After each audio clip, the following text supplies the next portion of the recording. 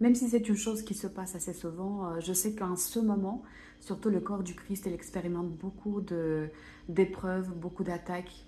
Et c'est aussi exprès parce que Dieu laisse cette chose se passer. Il y a une séparation qui se fait entre le buc et la chèvre, entre ceux qui sont vraiment attachés à Dieu et qui ne veulent pas d'autre chose. Il y a ceux qui veulent vivre leur vie. Malheureusement, Jésus disait que si vous voulez garder votre vie, vous allez la perdre. Mais si vous renoncez à votre vie, vous allez la gagner. Et il faut comprendre ces choses quand on est en Jésus. En fait, même le peu qu'on a, si on le donne à Dieu, Dieu le multiplie, il nous donne ce que lui, il a. Et bien sûr que ce qu'il a, ça dépasse beaucoup ce que nous, on possède, ce que nous, on peut multiplier, ce que nous, on peut nous offrir. Parce que lui, il est la vie, finalement. Je voulais parler de ces trahisons, en fait. Parce que ces trahisons, ça se passe beaucoup et souvent à travers des personnes à qui on fait confiance.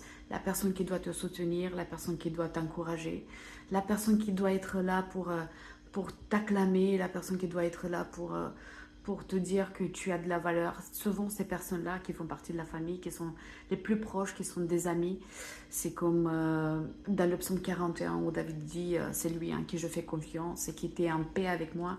C'est lui qui m'a trahi. C'est lui avec qui je mangeais mon pain. Donc, quand ça se passe, c'est vraiment blessant. Et c'est choquant souvent parce qu'on ne s'imagine pas que ces personnes peuvent nous faire ça. Et ce qu'on fait quand on est croyant, c'est qu'on essaie de pardonner. Mais d'abord, il y a bien sûr ce choc.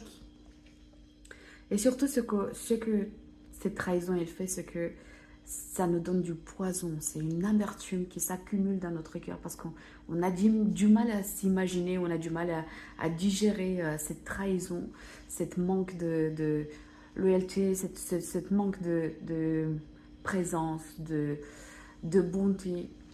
Et finalement, on a besoin d'être guéri. Le pardon, il est le plus important. Mais c'est pas tout le temps la seule solution.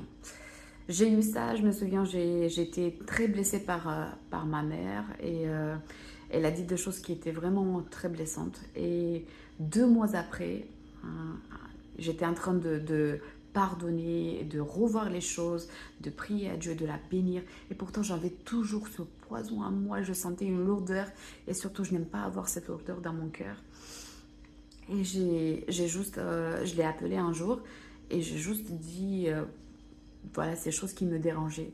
Et après, je me suis sentie si coupable. En fait, j'ai dit à Dieu, mais pourquoi j'ai pas réussi à pardonner? Pourquoi j'ai pas réussi à traiter ça sans lui dire?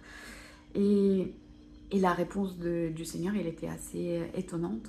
Il m'a dit, des fois, c'est comme une blessure